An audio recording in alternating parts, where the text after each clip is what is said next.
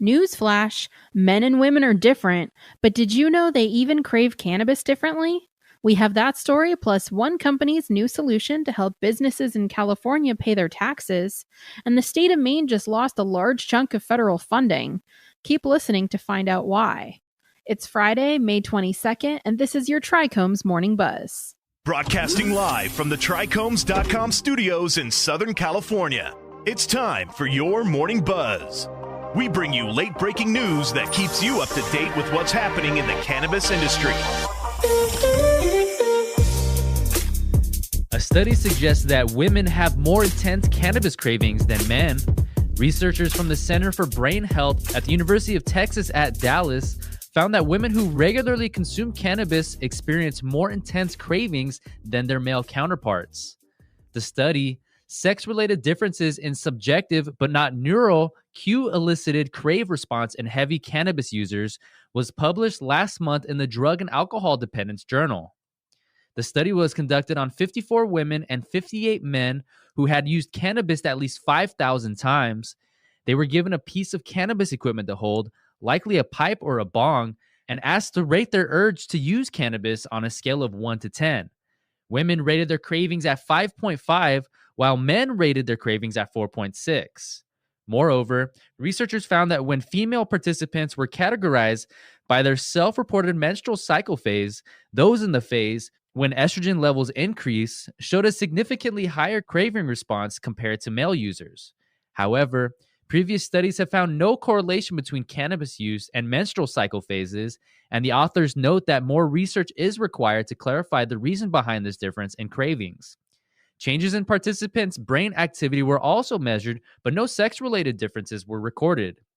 The Texas researchers concluded that accounting for the differences in how men and women use and react to cannabis, quote, will increase efficacy of treatments through personalized approaches. A FinTech firm is offering a cash-to-tax platform to cannabis companies in Los Angeles.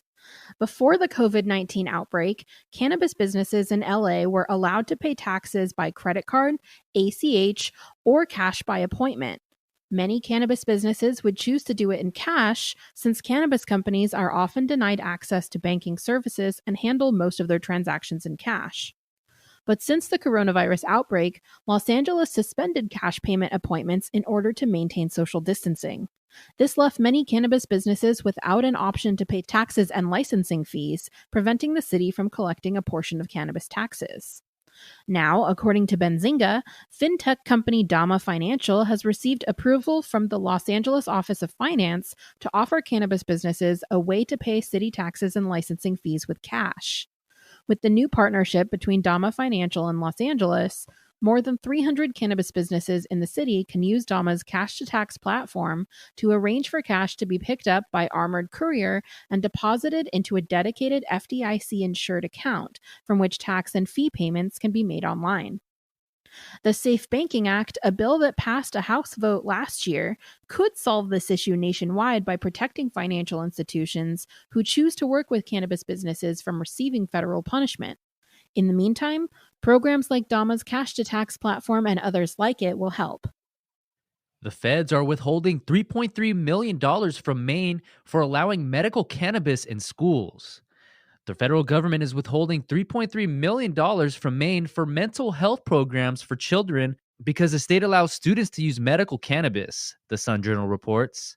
The state won the funds in 2018 as a part of a 5-year grant for Maine Aware, a program to bolster social service infrastructure to support student mental health services in 3 of the state's districts. According to Ganjapreneur, Maine received the funding for the first 2 years, but it was cut off due to Trump administration policies that removed some funding for states that allow students to access medical cannabis. It's unclear whether the changes will impact other grants received by Maine or how the rules may affect other states with legal cannabis programs. Pender Macon, the state commissioner of education, told the Sun Journal that officials have an obligation under the medical cannabis law to provide access to children if they have written certification from their medical provider indicating their need for medical marijuana to receive such treatment while at school. In all, 33 states allow medical cannabis access. California, Colorado, Illinois, Maine, New Jersey, New Mexico, Pennsylvania, and Washington allow students to use legally recommended cannabis on campus, along with Oklahoma City.